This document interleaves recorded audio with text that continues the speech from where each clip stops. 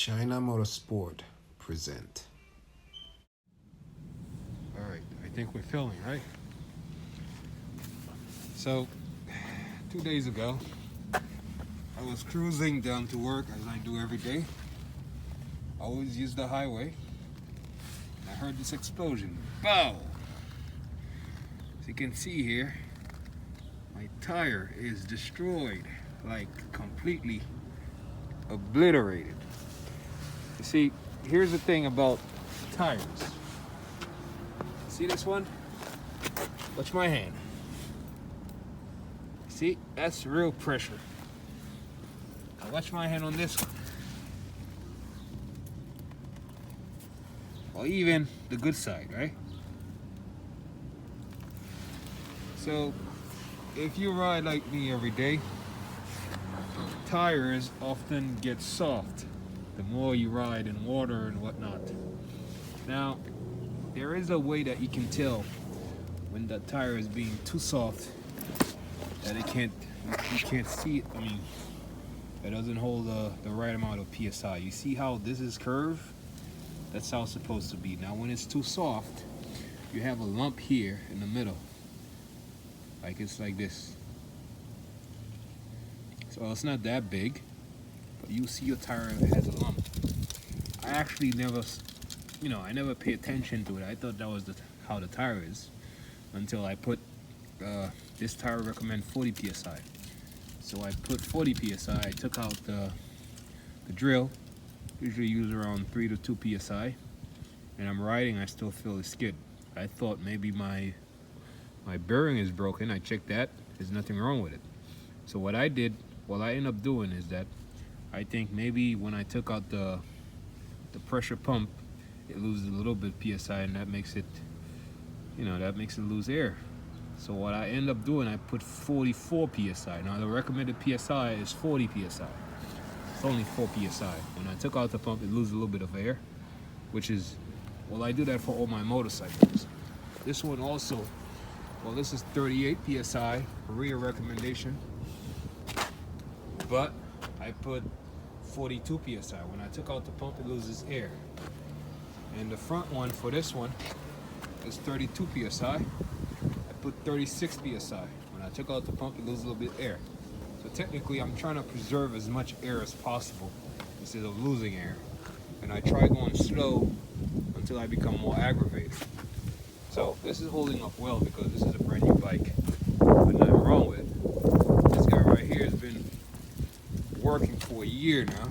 Well, not technically working, but sitting more than working. But I've had it for more than a year now. Now, 2 days ago, it had an explosion. I was doing around 65. Thank God. I was away from all the cars, and then boom, it exploded. So, first thing I did, because once you have your rear tire explodes, you're going to skid. You're gonna think that you're falling, but you're actually losing control. So it turns right. It wants to fall on the right. Push it to the left. Then it wants to go all the way left. So I have to push a little bit of gas, just trying to steer it. But you cannot use your brake when your tire explodes. Worst thing to do. So you have to let the bike run as it would. You just don't do gas unless you actually need to, control it. Like you would do on, let's say, a corner curve. You will tilt it. It's the same maneuver. It's just that when the tire explodes, it will go left and right, and you just have to control your balance until it comes to a complete stop. So I did that. I was going 65, and it slows all the way down until I had about 50 miles per hour. It was running, and I just pressed the brake right there. So thank God I didn't fall, but the tire is literally destroyed. Now this is the brand new one. This is more thicker. This is rated at 112 speed. It's a different brand. It's Shinko. It's made in, where's it made at? Made in Korea. It says that. There we go. So, this one came straight from China. Might have been why, I don't know, but I really can't bash my Chinese people because they've been good to me throughout the years. All right, bye. Okay, I guess we're rolling, as they say. Now, to remove that tire, I have to first remove the exhaust, right? So that exhaust specifically, when I put it on, did my own mount on it. So it consists with 12 millimeters and 113.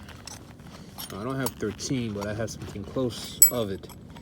So I think this one would have been a 13, which is a ½ inch. And then also have to take out the swing arm, is it? Yeah, that's what it's called. So that one has 14 for the exhaust. Also has 10, something holding, might be 12. It has all three. All right. And then you have the rear wheel, which takes a big, well, I'm gonna use that later and show you. Also have to hold the wheel so it won't spin with the hammer. And then this is a 21 millimeter for the rear nut wheel.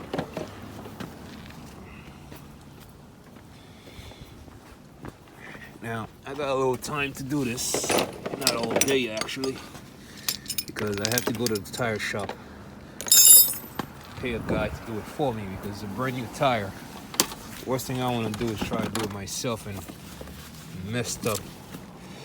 You see these people doing it online with tire spoons and all that.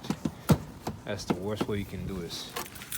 Actually needs real tire for that, real tire machine to install a 14-inch tire. It's like a mini car technically, so you don't want to mess it up, right?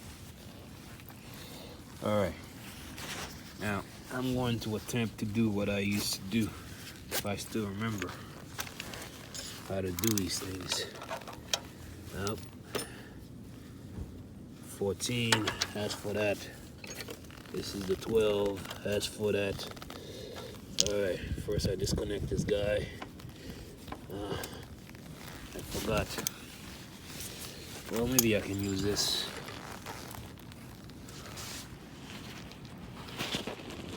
Yeah, I can use this.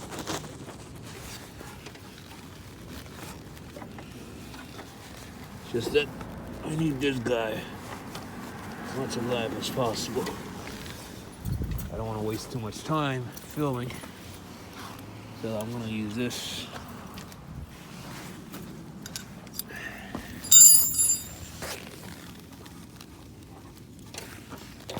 Come on, guy. Come on. There we go. All right, so that's the first step. This is out. Second step is to uninstall the exhaust. I know this one is a 12, so there's no brainer to that.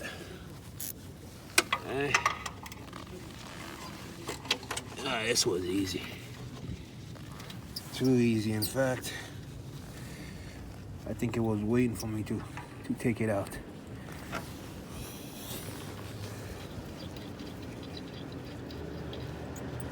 Now, I wanted to paint this thing. I suppose. See, this is what the exhaust has. The other one, same procedure. The other one is hard. Well, part of it is hard.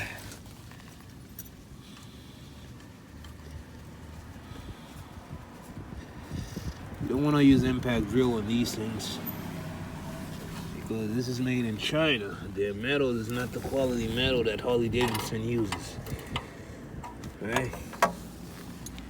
So with that being said, because it isn't, oh, I forgot, this is also a 12. Maybe a 10. It's a 12.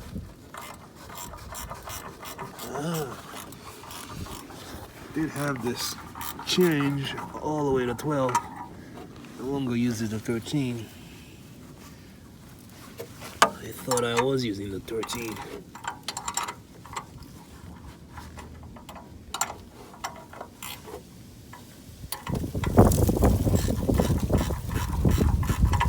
Let's see here. It's windy and cold as fuck. My face is blocked like a ninja. My hand has a windproof gloves in there that I normally use for riding and light duty work. So I'm thinking this is a light duty work. But if the glove gets destroyed, all they were used for good cause. Because when you have a blown up tire, that is definitely something you need to take care of ASAP. Alright. This one is that.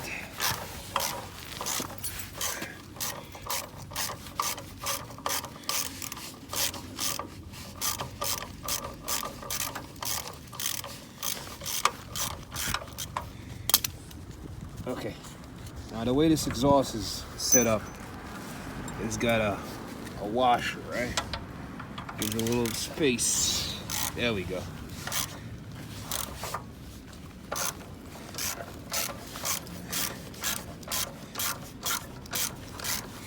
So I'm gonna attempt to hold it with my hand. That way I can give it a little bit of support. My hand just got tired.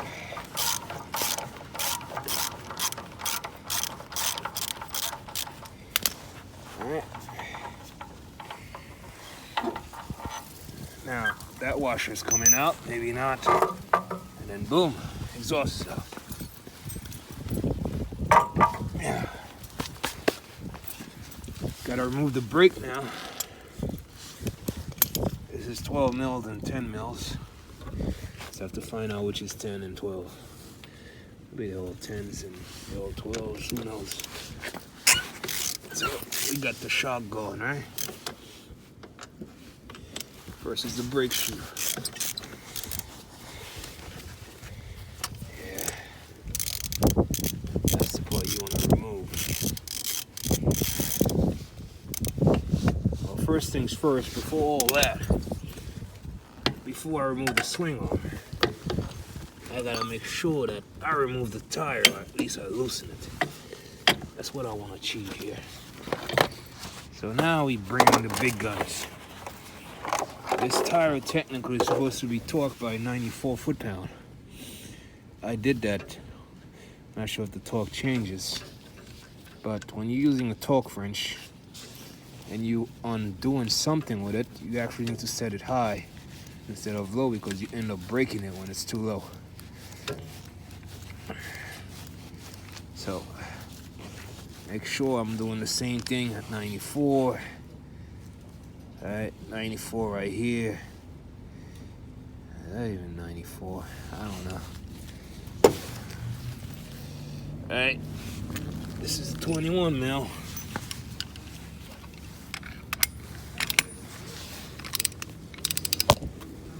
Alright, this is my hammer. There we go. There we go. Come on. That's it. Good boy. Okay. Come on. That's it. Yep. Talking came less. There we go. Alright, this is loose. Now my swing arm is a little bit, how do I put this in word? My swing arm is broken. Hanging on by a thread here with my connections. And I like it the way it is, because it's never gonna break on me. That I know it's already broken. But if you're riding my bike, then you're gonna think this thing is a piece of shit. Well, let me tell you something. It is a piece of shit. I just want to make it look good. Contacted the company about replacing their swing arm. And these people are hard balls, man. I want to pay them. They don't want to send it. Now, there is a model for this bike, which looks like my other bike. It's called a CFMOTO. God dang it. These Loctite holding on good. It's a CFMOTO model. Come on. See that? That's a good mechanic skill. You Loctite all your bolt. They don't come out. Alright. So this one and that one, that's the brake. Alright. brake. Although installing these brakes over and over again, I think I've done this too many times now. Yeah. When it's cold like this, nobody wants to work on things outside. Nobody has the ball to do it. It takes an extremely patient person to do that kind of shit.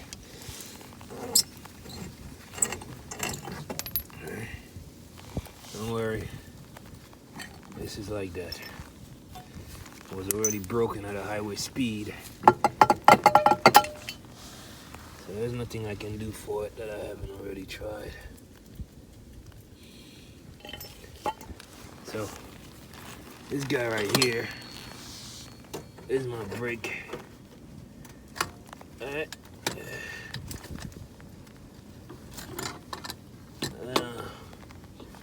I need to remove the tire, right? So we got the ball bearing.